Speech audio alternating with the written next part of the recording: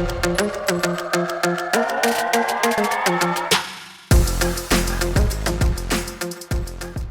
everybody, we're back. Jimmy here, and I'm joined by Pete Schreier, another one of the instructors. And you may have heard him on the main Vortex Nation podcast. Of course, you're going to be hearing a lot from him and the other instructors here on the Vortex Edge podcast. Now, if you've clicked on this episode, you may see this title, and if only titles could be whole sentences long, we could provide a little more detail, but we might have lured you in with a big statement like, stop buying tiny pistols. This is a hot topic around here with the instructors, Pete being one who's taught many pistol classes in his lifetime and in his career, seen many different types of pistols being used, many different sizes of pistols being used. So we do have some strong feelings about this, but maybe we can provide a little more detail to that big statement there. Pete, you have seen a lot of different pistols come through here and in your previous jobs and things like that, teaching people how to shoot. And this, like I said, is one that I know you have strong feelings about. What's the deal? Like, why does even the size of a pistol matter at all? We see people get caught up in this a lot when they're newer to firearms, especially. I think what happens is people are unfamiliar with handguns. They want to buy a handgun, and they kind of want that handgun to do everything. They're like, hey, I want to learn how to shoot a handgun, and I want to be able to carry it.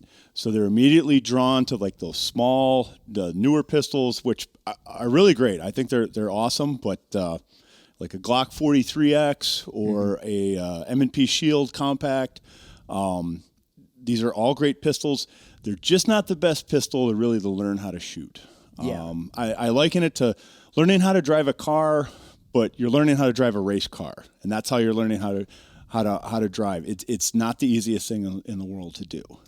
We kind of recommend if you don't own a handgun, buy a full size one, something in that Glock 17, M&P 2.0 size.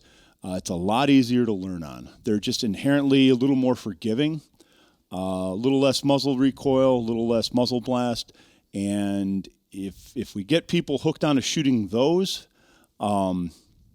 generally, they will want to shoot more. They will become more proficient. They'll be better shooters. And then we can start looking at the small pistols. Yeah, absolutely. And that's so counterintuitive because all too often you'll be talking with somebody who is newer to guns, and they'll look at a larger pistol like a Glock 17 or a Glock. I always get Glock numbers mixed up. What's that, 30-something or another? It's even bigger than a 17. 34. Right. 34. So they'll look at those and they'll think, oh, man, those almost look scarier or more foreboding. Like that thing's got to kick a lot more. They always use that phrase, and that's how you kind of know they're a little newer. And then they'll look at something like a Glock 19, still a great pistol, totally fine, or a Glock 26 or that 40, what's it called, the single stack, littler ones basically. And they're thinking to themselves, oh, that looks more my speed. That looks more, I think it's, I don't know if it's because it looks a little more toyish or something. It just somehow looks easier, but it's the complete opposite. Right. So this is a Glock 48, like I said, a fine pistol, okay?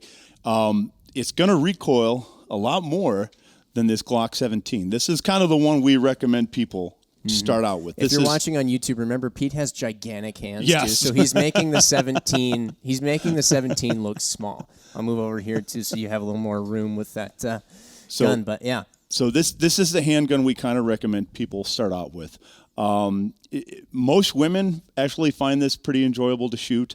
Most people forget like the Gen 5 when you don't have the backstrap on. This is actually smaller than the Gen 3 frames. So it's unless you have really, really, really small hands, most people in our intro to pistol classes have no problem shooting this handgun. And if you want to get a first handgun, you kind of want one in this size in 9mm. Yeah, absolutely. And that I think too, you brought up the small hands thing. I think we've seen, again, a number of people come through here. Like if you take our intro to pistol class, that's one where we provide the firearm to you, and we provide the ammo, all that good stuff. But that way, we kind of help eliminate a number of variables to actually coming in and learning how to shoot. But we'll hand people Glock 17, Gen 5, MOSs, of course, with the red dot on it and all that good stuff. And we've seen little old ladies come through. We've seen, all kinds of people who have, they claim to have really small hands. And yet they still can grip it and hold it just fine. It's surprising. I think it is counterintuitive. Like this little pistol here, this 43X, which is a great handgun. For a newer shooter, it's actually harder to manipulate. So if you have somebody, maybe a female shooter with smaller hands, these guns are actually a lot harder to manipulate. So when you teach them how to load it, chamber around, it actually becomes more difficult. And they're just not as fun to shoot. They're just not as pleasurable. A little more muzzle blast. So if you're a newer shooter, you're already a little intimidated. Starting out on a handgun like this, it just doesn't make the process easy. They're snappier, they're louder, they're flashier. You get a lot more, that just big sparks coming out of the end of the gun potentially. It seems like much more of an event when the gun goes off. And that's a huge thing for newer shooters, is shooting can just be intimidating by, if we could somehow, I say somehow, there is an answer. It's suppressors and all that good stuff. Of course, not always super convenient in pistol configurations and all that, especially if you're carrying, like appendix or something. But, if we could somehow just eliminate all the drama that comes along with shooting, you could even take the recoil, keep that there. And it's not that bad. It's just that so many other things happen, usually noise related and also kind of sight related, where a lot of things start moving, and that can turn people off pretty quick. And so if you can mitigate that any way possible, i.e. one of the ways we've seen is going to a larger frame handgun, then that helps a great deal. Absolutely. And I just think it's the best way to start. Learn shooting fundamentals.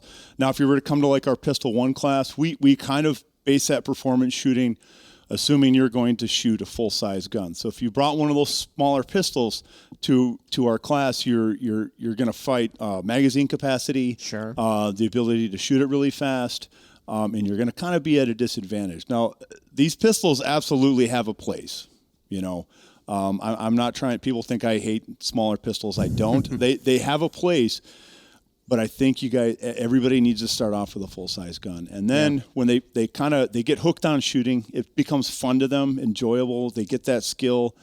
Then hey, I need a gun to carry on a hot day. Then they can start looking at those smaller pistols, and then working from there, working on those skills. Right.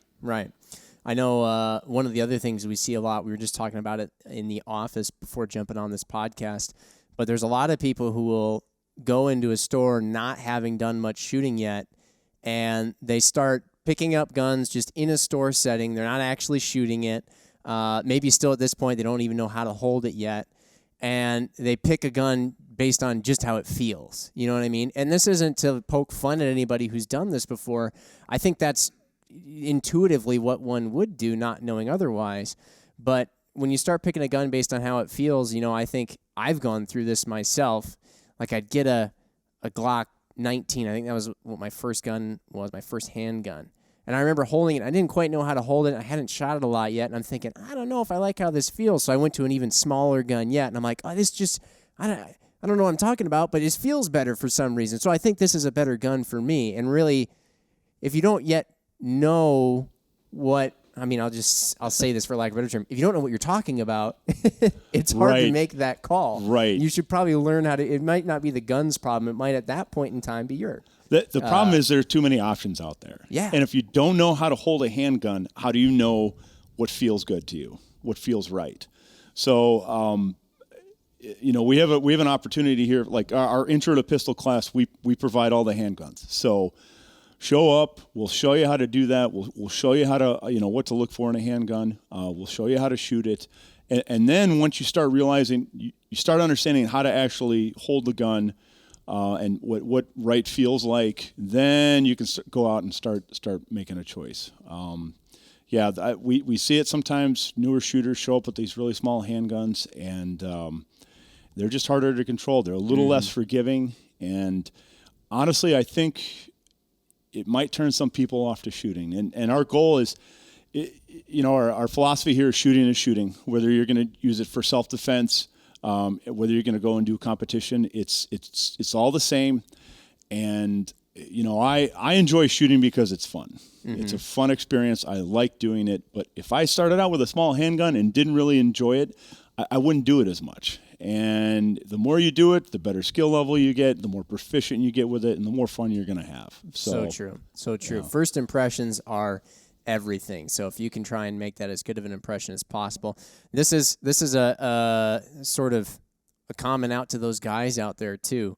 Your girlfriend or your wife, you think you want to get them a gun to get them into shooting, whether that's just to go shooting with you, or you think you want them to have some form of defensive mechanism against something. I mean, heaven forbid that happening, but they go out a lot of times and I get them tiny pistols because well, look at her, she's small, she's petite, it's got to fit in a purse or something like that. I'll get her the smallest one possible. It's just it's like the wife gun, and that's another way that you can unfortunately turn off that person to shooting when they actually finally get to shooting that thing.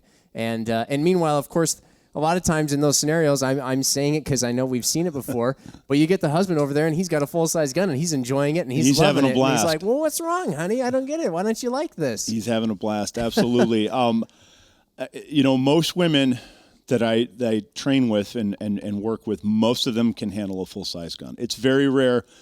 Sometimes you'll get ones that have really small hands, but I think for the most part, the natural instinct, okay, small hands, small statured person, they need a small pistol. And it ends up being a lot harder. They're harder to shoot. They're much more difficult to manipulate. I know it's not uncommon. Small person, you're a woman, let's give you a revolver, okay? And revolvers aren't as simple to shoot as people think. They're kind of hard to load and reload, and frankly, I think that's a really old way of thinking. I think most people newer shooters can learn pretty quick with the right training how to fire a full-size semi-automatic handgun. Right, absolutely.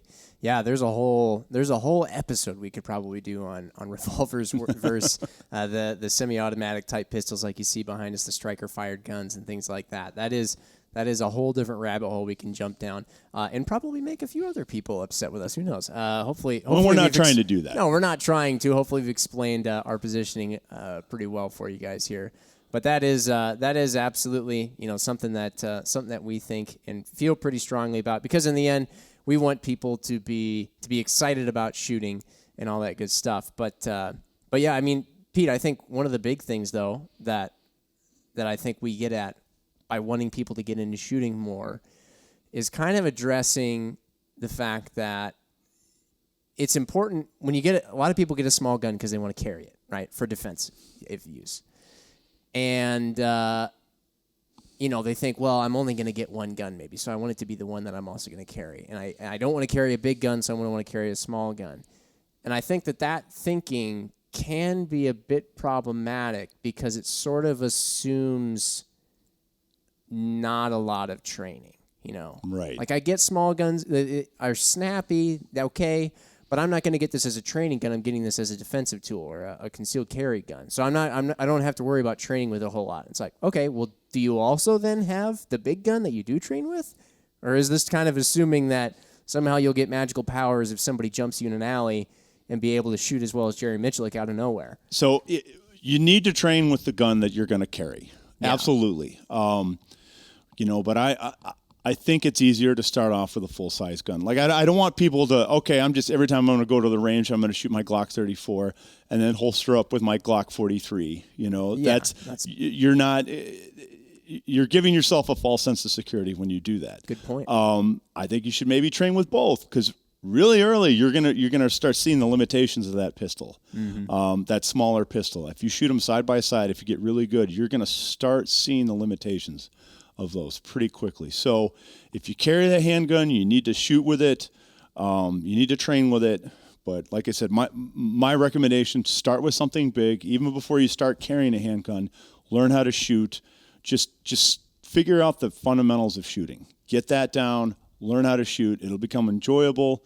And then you can start looking at those smaller guns, 43 or... if you kind of know what you want to do, a Glock 19 is not a bad way to go either. Glock 19's that kind of compact size. It's a really popular size. This is the Glock 17 and this is the Glock 19, and it really sort of fits that niche of fairly shootable and fairly easy to conceal. You know? Agreed. So it's not quite as shootable as the Glock 17. It's not as concealable as the other ones. But if you really only wanted to get one pistol, that's not a bad place to start. I agree. And of course, again, if you're listening and you are kind of newer to the whole gun scene, we've thrown out Glock and a lot of their, of course, number names around here. But Smith & Wesson is going to have their line will mirror a lot of what Glock's offering. A lot of these companies who make pistols, there's segments that they know people are going to want to buy a pistol with, and a lot of that comes down to what caliber it accepts and shoots, and then also the size of it. So you're probably going to find similar offerings from other manufacturers. Glock is a very reputable one, been around for a while. Smith & Wesson as well. There are others that I'm not mentioning just because it would be a whole laundry list. But anyway, just for your reference. Yeah, I start with Glock. Glock may not be perfect for everyone, but it is a really good starting point. And what I tell people, if you buy a Glock 17 and you don't like it, somebody's going to buy it from you. That is true. Very good resale value out there. They tend to be easier to sell than some super off-the-wall, strange custom thing no one's ever heard of before. It's a little more of a sure bet. Yeah, absolutely. But yeah, anything else that we left out there, Pete? Like I said, I'm sure there's probably some branch off episodes that could come out of this. And if you have any suggestions, please drop them in the comments on YouTube or over on our Instagram page. But anything else? I just want to say we want our students to succeed. We want people to succeed in shooting, and we want them. They show up for a class. We want them to show up with the right tools so they can actually focus on the training. They can focus on having fun and just making the shooting experience enjoyable. Absolutely. All right. Well, thanks everybody for watching or listening. Again, like we said, make sure to engage with this and let us know if there's other stuff you want to hear. In fact, I think there's going to be an outro that comes on right after I'm done talking that says exactly that. So we'll catch you on the next one, everybody. See you later. That's a wrap, everybody. Hope you liked this topic. If you did, be sure to like, comment, and of course, subscribe right here because there's going to be plenty more to come. If there's topics you'd like to hear us go over on the Vortex Edge podcast in the future, you can let us know by commenting below or hitting us up on Instagram, which is @Vortex Edge. We'd love to hear your suggestions so we can be bringing you the kind of episodes and topics that you want to hear. Otherwise, we'll be seeing you on a future episode. Thanks again for watching, everybody. Bye.